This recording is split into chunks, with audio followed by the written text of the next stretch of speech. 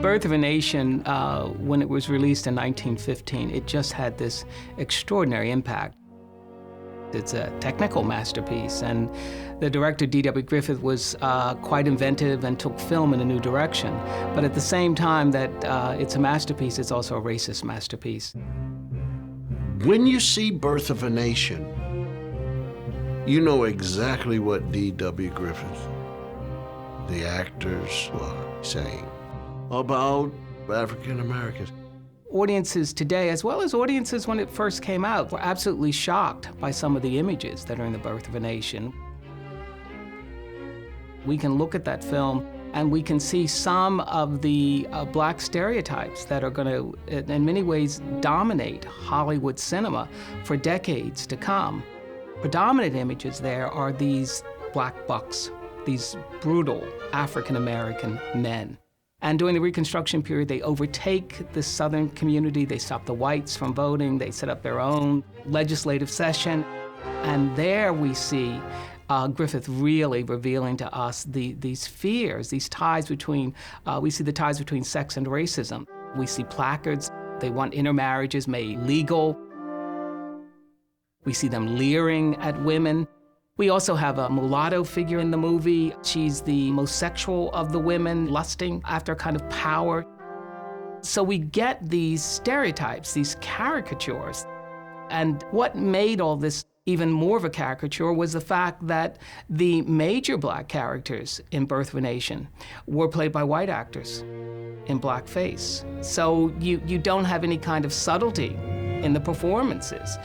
Because when real African-American actors and actresses come to the screen, they're often going to try to work against the stereotype in a sense, and sometimes will be able to subvert it.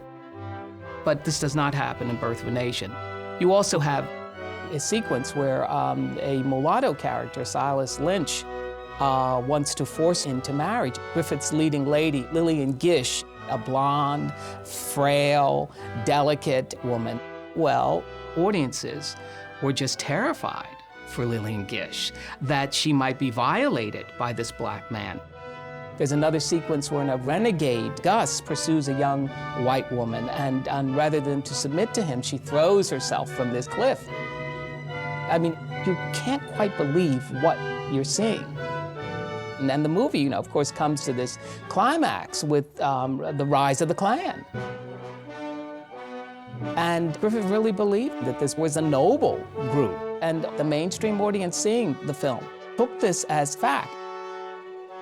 And when you see films like that, it clearly shows these people are afraid of us. They're afraid of our potential. They're afraid of themselves. And that's the problem with that movie. Right away, within the African-American community and within a segment of the liberal white community, it was realized that the power of film as propaganda. And the NAACP was opposed to this film and spoke out against it. Liberal groups did as well.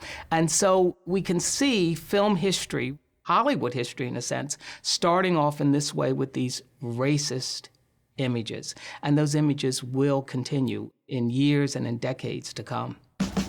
D.W. Griffith's frighteningly racist film, The Birth of a Nation, is an important subject of concern in our May Spotlight Race in Hollywood, Black Images on Film. See it Tuesday, May 2nd at 8 p.m. Eastern, only on Turner Classic Movies.